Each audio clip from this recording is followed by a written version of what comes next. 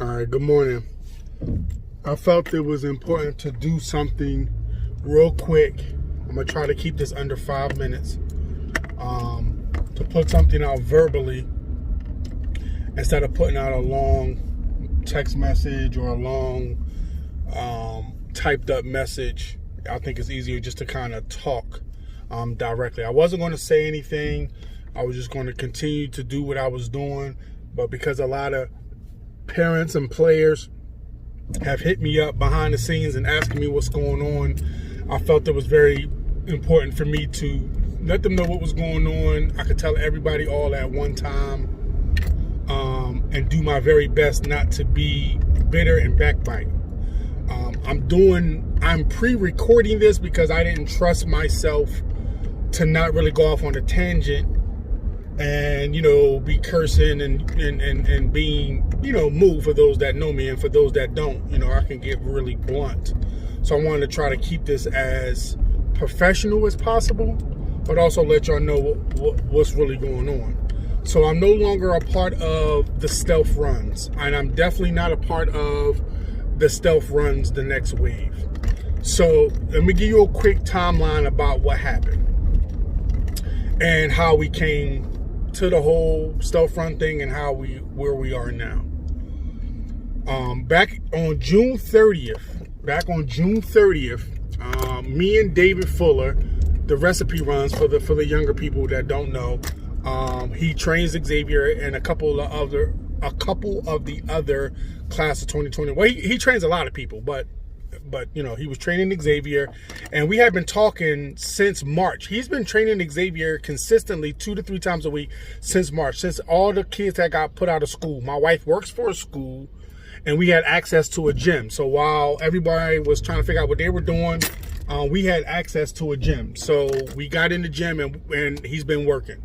All right, so we have been talking since then about just doing some open runs for the 23 class. Both of us have relationships with a lot of those guys, him from training, me through Xavier, and then some of the other guys that Zay, either went to school with or played,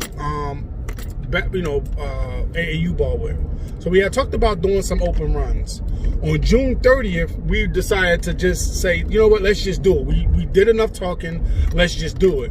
Thankfully, we still have the gym access to the school that my wife works at. And we threw one, and we had some of the top names in the 23 class come through. We had Zay, we had Chikashi, we had Bryce, we had Ray, we had Javante, we had Matas. I don't know if I'm pronouncing his name correctly. We had, I believe Jeremy was there. We had Tyler. We had quite a few names, and I don't mean to not say everybody's names, but we had some few names. The gym that we were running in, it wasn't a great gym. It's good for what we're doing in terms of training and stuff, but it wasn't a great gym in terms of for these caliber of athletes to be in. I didn't want nobody to get hurt, and I wanted a better gym. So, but the first run, unorganized as it was, turned out fantastic. I mean fantastic, right? But me knowing that we was going to try to do this more consistently, I felt we needed a better gym. So I reached out to my son's, Xavier's sophomore coach, right, Pat Hogan. I reached out to him. As a matter of fact, it was kind of coincidental. He reached out to me about something at the same time I texted him and asked him if he knew anybody who had a gym. Now my goal, or my hope, was that he was going to give me access or allow us to come to Marist to use one of their back gyms. That was my hope, right? He's no longer with the school. I found that out later on, so that was an option that really couldn't be facilitated. So I asked him, I said, hey, do you know anybody that has a gym? He was like, as a matter of fact, I do. He had just started working with this guy. His name is Christopher Sparks. He just started working for him as a trainer.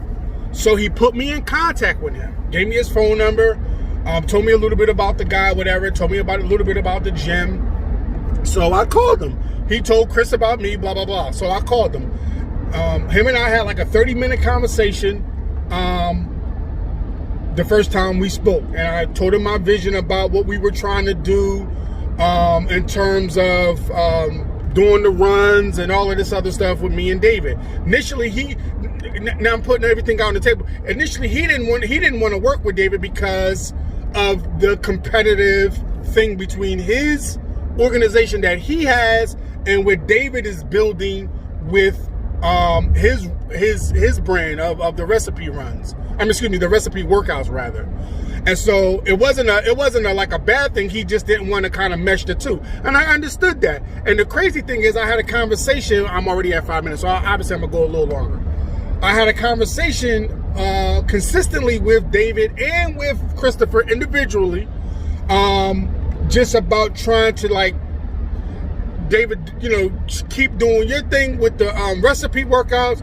Chris, you do your thing with the with your little organization that you're doing with your training and all that. And what we're trying to do, we can meet right here in the middle, right? He was consistent really about not wanting to work with David, right? And some of the reasons why was he just felt like his brand was a little more, for lack of a better word, more professional. Like it was some other stuff in there, but I don't really want to stir that pot, right? And from an understanding standpoint of trying to grow the runs, I understood where Chris was coming from, but at the same time, I'm very loyal to David, and I made it crystal clear to both Chris and to David that regardless of how this thing plays out, I'm going to remain loyal to David, and every chance I get whenever this thing comes out, when we start these runs, I'm going to make sure David get his just due. And I kept my word to that, right? So we started. I then went up to the gym to check the gym out. And those that came to the runs, you saw how nice the gym was. It was a really nice gym. And I told him what my vision was. I wanted to create a platform specifically for Xavier to get some opportunities and some more exposure. And on top of that, if it facilitates or comes to fruition, that it'll allow some opportunities and some exposure for some of his peers, and I was a stickler for this, and even some of the smaller players in name, not necessarily in stature, but in name, to get them some exposure and some opportunities. Christopher goes on and on about, his contacts and the people he knows and the stuff that he does and how he can kind of help Brandon. I have emails and text messages in regards to this whole thing, right? So, I went up there twice. I went up there the first time to meet him, and then the second time we went up there to meet again, but Xavier then went up there to work out with one of his players that was training for the NBA Combine. I forget the young man's name, really nice young man. And in that second meeting, we were, him and I were talking. We definitely were going to do the whatever. He was going to charge me, and I was adamant about not being charged for the gym, because I felt like the caliber of players that I'm able to round up deserve to not have to pay. And I was adamant about no parent paying either, because I'm a parent, and I didn't want no parent to have to pay for no open run, right? But he was charging me for the gym. I think he charged me $300 or $500. I forget which one. I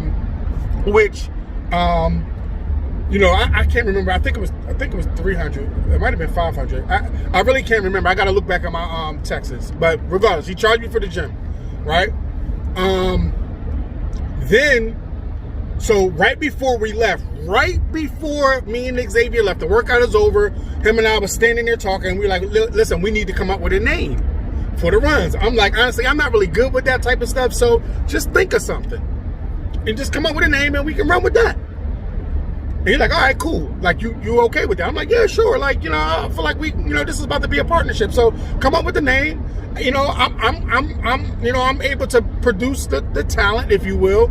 No big deal. He's like, okay, cool. Later that night or that next day, I'll have to look back at my emails. He either texted me or emailed me and was like, what about stealth runs? And I think before he even said that, I might have suggested elite runs or something like that. And he was like, well, everybody uses that, He came up with stealth runs. So the actual stealth run name, Chris came up with. He came up with the actual name, right? And so I'm like, okay, cool. Yeah, that's really dope. The whole little spaceship thing he added at the end and a little light beam. All that was the name was his idea. No question there. But I felt like that was me, facilitating the whatever to him as a partner, right? Keep that in mind. I'm going to try to keep that in mind. So July the 10th was the first stealth run at the new place at the Western Springs place. Turned out really nice. Now, the extra added, we both kind of came up with the idea of having someone come and speak to the boys, to the players, right? It was both of our ideas, but at the time he had an immediate person. He had RJ Dennis come and speak to them the first time. Then he had Will Purdue, and then he had a couple of other of his little folks or whatever, which I thought was good. Because the information that they gave was great. The boys was locked in, and it was great, right? I had somebody really, really huge on the line to bring in, but it kind of fell through at the last moment. But whatever. So we go through 4 weeks of stealth runs up at the Western Springs. In the third week, things started falling apart, right? I didn't tell a lot of people this, and my wife was the only one that was kind of privy to this, because in that fourth week there was a really heated conversation between Chris and I. So in that third week, things started falling apart, where there was a disagreement between myself, Chris, and the other guy that works for Chris. His name is Sam, where I wanted to be able to still invite the players that we were inviting, and now AAU was picking back up, and organizations, whether coincidentally or not, were starting to pick back up in terms of practices and stuff, and didn't really want their players to come to the open runs. And so some of them were no longer able to come as consistently, but they still supported. That's important. So the third week, we had a verbal disagreement via Instagram inbox, because I wanted to continue to invite some of the lower tier, as far as ranking goes, players. This was important to me because I feel like, to a degree, Xavier is like right in that middle of upper tier in some people's eyes and lower tier in other people's eyes, ranking wise, right? So I've always been under the whatever of, instead of complaining about opportunities and exposure that Xavier is not getting, then, I'll just help create something for him, right? And that has always been my mindset. Anybody I talk to about these runs, that has always been my mindset. I tell them that. I got inboxes, text messages, and phone calls from high school coaches who were very supportive in what we were doing, and what I was doing, and what I created, and what myself, and I'm not just going to say and what myself and David, and to some degree Chris, created. They were very supportive in this, right? Going into the fourth week, ending the third week, I started feeling weird. Things started seeming very weird. Chris was acting really strange. And Sam was acting really strange too, to put that out there, right? And I felt like, I'm from Philly, and being from Philly has provided me a certain level of, like a bullshit meter.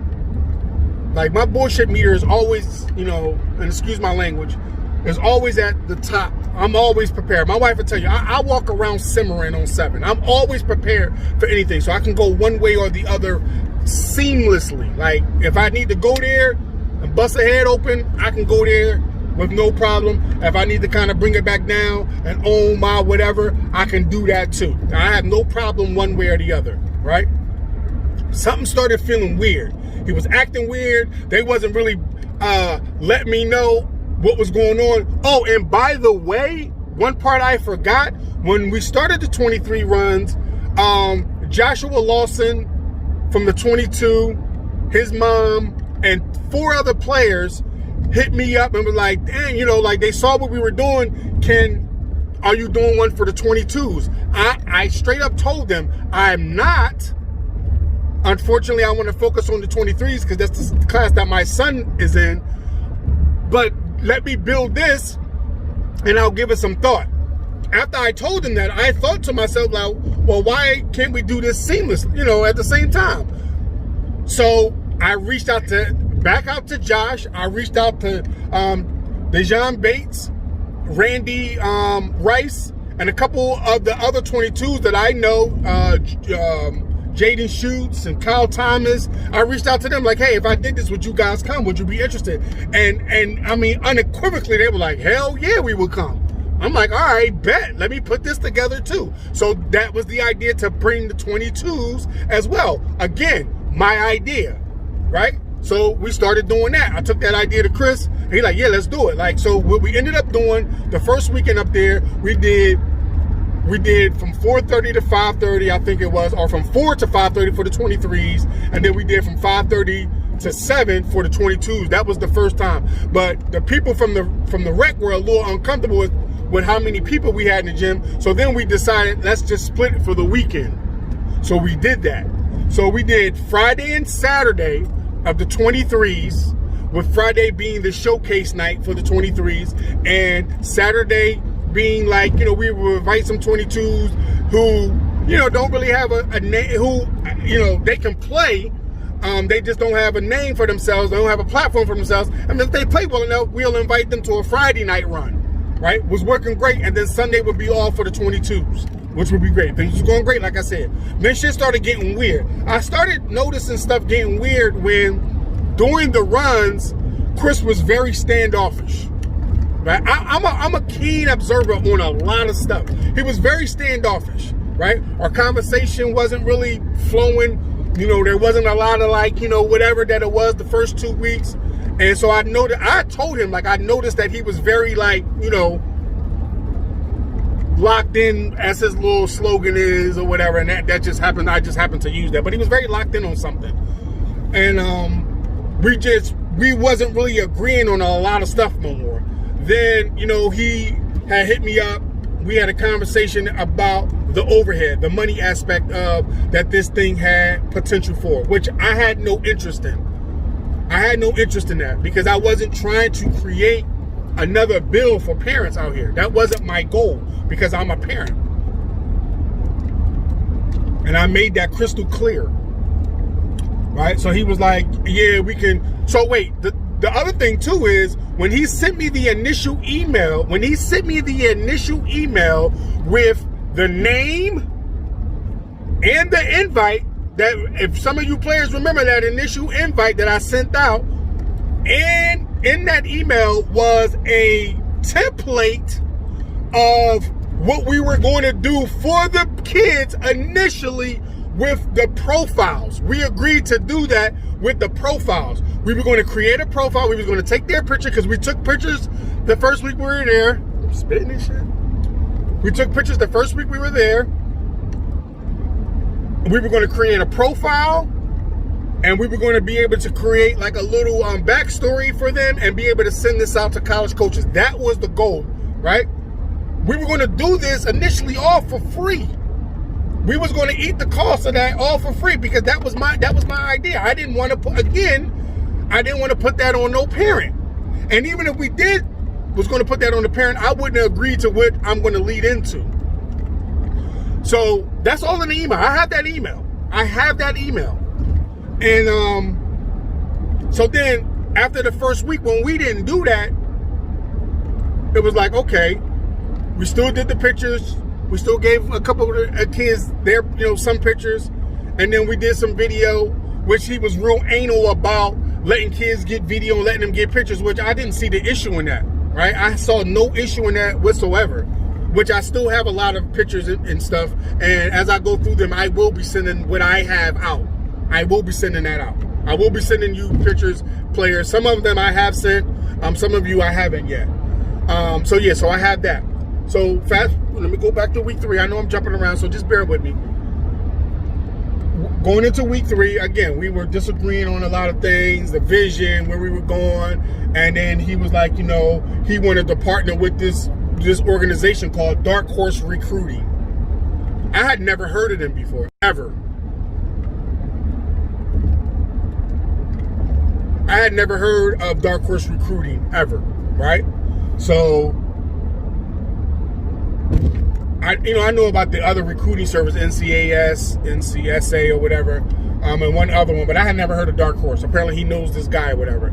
So now he wanted to partner with them and do the very thing that we had decided to do initially for free. He now wanted to charge. And I wasn't comfortable with that. So him and I had a conversation, and although initially in our conversation, I was like agreeing, like, okay, yeah, that sounds cool, or whatever. In the back of my mind, I'm like, I don't like this. And I admittedly, and strangely enough, had a difficult time expressing that, like, yo, I don't like this. And I normally don't have no whatever, telling nobody no, or if I don't like something, I tell them right from the back, right? But for some reason, I kind of had like a whatever, like I wasn't really comfortable, or I felt like I was trying to reserve my Negro meter, if you will, right? I was trying to reserve that. Because I can get very, very ignorant and very blunt to the point of like, whatever. And the one thing that I've learned since I've been living here in Illinois, and for the people that's going to watch this, that's from Illinois, I kind of slightly apologize. I've learned that, sometimes y'all are very sensitive and direct feedback. And so, like, with the way that I talk, I have to be very mindful of that. So anyway, he told me this is what he wanted to do. And I'm like, yeah, okay, yeah, whatever. And I wasn't really feeling it. Going into the last week, we had a very heated discussion. The last week of Stealth Runs almost didn't happen because him and I had a very heated discussion that started with me feeling like I started seeing little things that he was doing that was trying to push me out. I saw it, right? So I started making sure that people knew what my role was in this, because it wasn't really, I wasn't really trying to be like whatever, but I knew that what was getting ready to happen was he was going to try to push me out of something that I created. I created this with the help of David Fuller. David and I created this. And the thing that I love about David, this is what I love about David, right? And he's a younger guy, and he easily and wanted to really take the business, and I mean the street business, before any of this happened, with the way that he tried to push David out. David wanted to take the street business to him. And I'm like, nah, let me jump in front of this and try to see if we can use him to get what we need to be able to do our thing, to make it bigger, right? And I used the example of LeBron putting Maverick and the other guy, I forgot the agent. I always forget the agent name. Maverick does the Uninterrupted, and his agent, Rich Paul, putting them through school, as well as providing them a platform. Well, not just before providing them a platform, he made them go work for some known entity agents before they broke off and started doing their own thing. So I used that example with David, who said, you know what, all right, cool. And to David's credit, he took a shadow role, but I always made sure people knew that he was a part of the creation of the runs. Regardless of what they're called, David is a major part of the creation of these runs. So I want to be crystal, diamond, whatever the highest clarity of diamond clear on David's role in this, right? None of this would be even remotely possible without his help. And for some reason, Chris wanted to kind of try to X him out. But David, to David's credit, he said, you know what, Moo, if you got it, I'm going to back off. I'll focus on the training thing, and I know you got me. And he did. Bam, cool. Going into the last week of the Stealth Runs, the interest started being very, very, started picking up. I was getting I was getting Twitter inboxes and Instagram inboxes from players I didn't even know about. One in particular, Justin King, that lives way down towards St. Louis, you know, and some other players that really wanted to kind of come out and showcase and show their stuff. And we had a really good run, but it almost didn't happen because Chris felt like, I saw Chris trying to push me out, so I started making sure that people knew I was a part of this. He got upset. We had some really heated words. And I can tell you this without a shadow of a doubt, looking straight in this camera, if we was face to face, I would have whooped his ass. On my father's grave, the way that he called me and was like very disrespectful, and to his credit, at the end of our conversation, he apologized for how he called me. But the way he called me, if we was face to face, I would have whooped his ass. Like, there's no question. This ain't no threat. This ain't no whatever. But if the way, ask my wife. She was upstairs when we was on the conversation, and she know me. If we was face to face, I would have beat the brakes off of him. But the maturity level and me trying to be as professional as possible, trying to create something, I couldn't let my immaturity and my ego get in the way of that. So I did what I needed to do to save those runs. I took ownership. I apologized. You know, I'm like, yo, no, let's do it. You know, whatever, we can make this work. He like, I don't know if I want to work with you. I'm like, yeah, you can work with me. Like, stop, you know, just in street terms, I'm like, you know, stop acting like a little chump. Like, you can work with me. But I'm like, bro, we can make this work. Like, I had to say, because he didn't want to do them, because he felt like I felt him pushing me out. So I made a move to make sure people knew that I was a part of this. He didn't like my didn't like my initial Instagram. Cool. So I created another Instagram, the Coach Moo one, to try to help steer a little more professionalism for the stealth runs. So I want to be crystal clear on that. So then what happened was, he called me right before this Next Wave thing launched. He called me and said what he was getting ready to do in a couple of days, that he wanted to launch. He had partnered with Dark Horse, because the CEO of Dark Horse was one of the speakers at the last runs. He partnered with Dark Horse, and that he was going to launch this thing with the next wave of pictures, video, training, and runs for upwards of $300. I wasn't comfortable with that. I was not comfortable with that at all. I was not comfortable with that at all. And what I'm going to do when I'm finished this video is, I'm going to have this video. I'm also going to have the text message that I sent him after a couple days after that phone call. And then I'm going to also have the screenshot of the Stealth Runs page of a picture of me where it says that I was the brains and the whatever behind this, right? Because what's happening is, I started getting phone calls from parents and players and text messages and inbox like, yo, what's going on? What is this Next Wave thing? And I told them straight up, it's not me. I'm not a part of that. I'm not charging nobody anything. I don't have nothing to do with that.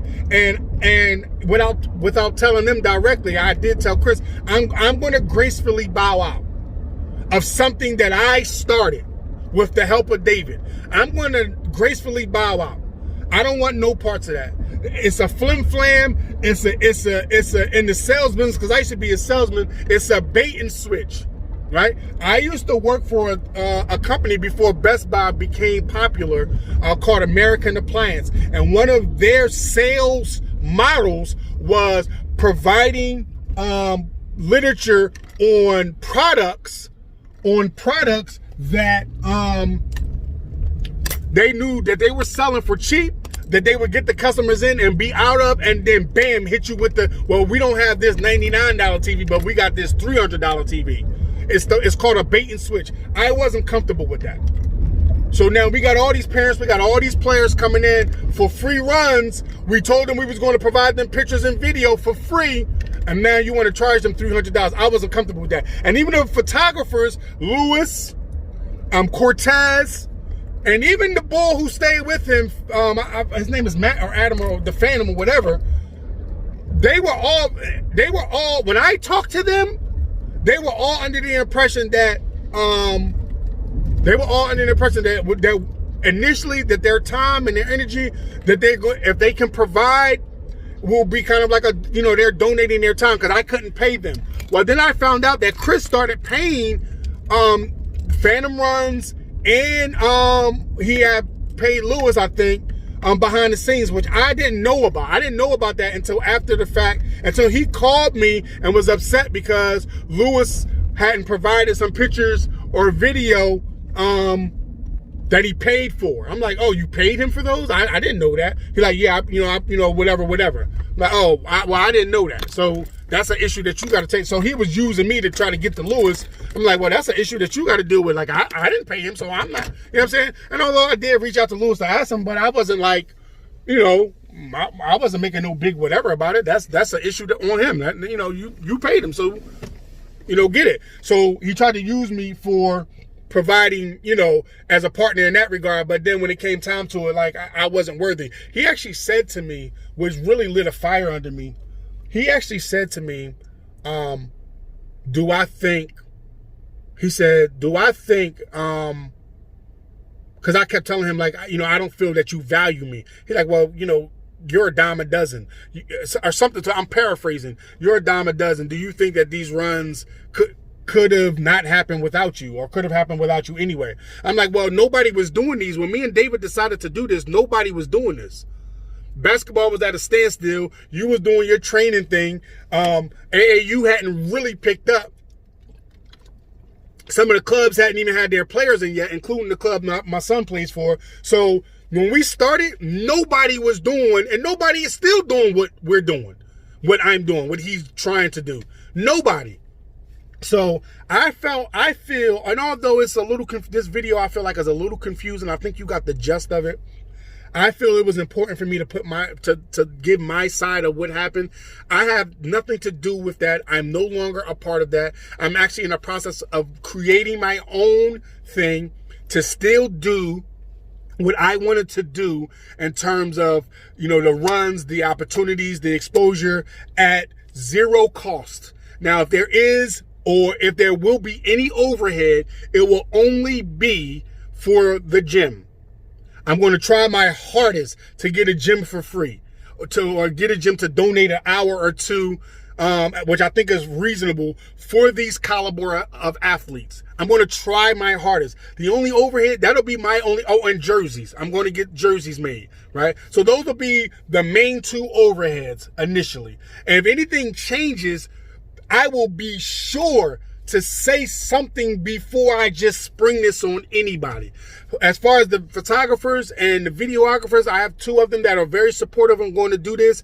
I'm going to sit down with them and allow them to create their own price points. I'm not going to create it for them because this is their business, video and photography and pictures. That's not my avenue. I don't do that stuff. So I'm going to allow them to create their own price point, and I'm going to also make sure that their price points are fairly reasonable. Now, I'm not going to allow them to kind of stick it to nobody, right? That's not what I'm about. I'm not about that because, again, I'm a parent of a basketball player, right? These AAU tournaments and all this other stuff that we pay mighty dollar for, if I can slice off a cost somewhere for you guys and still provide your child with the same opportunity and exposure that I'm trying to give my child, that is my goal. That is my end game. Anything other than that is icing on the cake.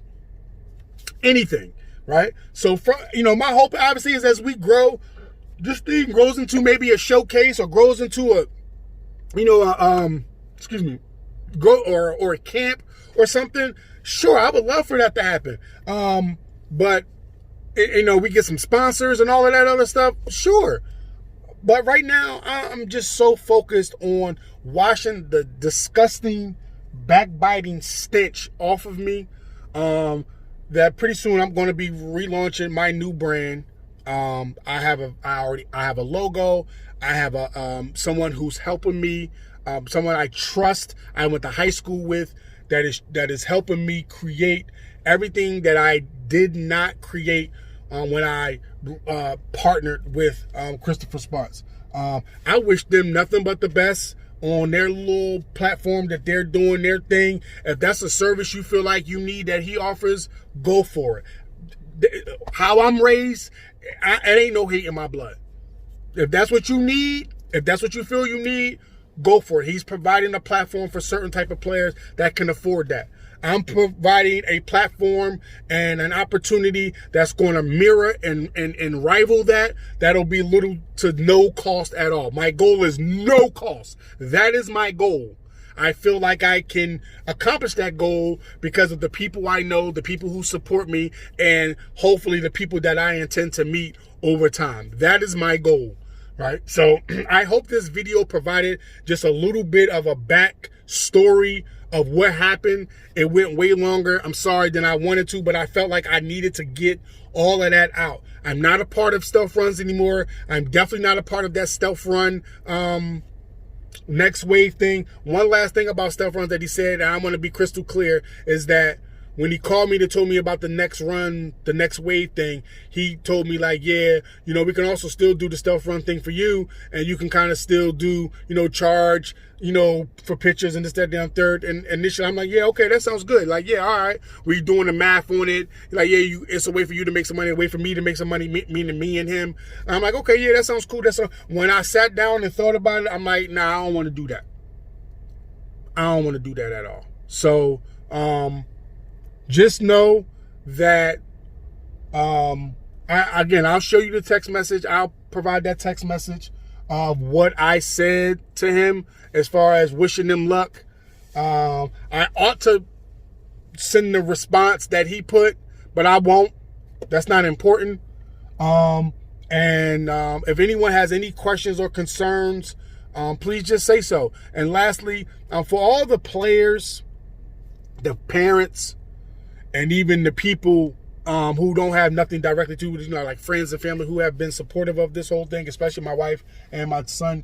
I just want to thank you guys. Like, you know, everybody is kind of waiting on me to restart because they knew, you know, what I was able to provide, and they waiting on me to, you know, to relaunch the runs on my end. And so I really, really appreciate the letters, you know, text messages, inboxes from Facebook, from Instagram or Twitter. Those mean a lot to me, and I really, really appreciate it. All right. So thank you very much. I will be in touch. If you have any other questions regarding any of this, please do not hesitate to reach out. But that's it in a nutshell. All right. I'm not a part of that no more, but my brand is launching really, really soon, and I'm positive that you're going to love it. All right. And I'm always going to be transparent. And there's going to be some other little stuff that's going to be intricate with that. All right. You guys have a great day.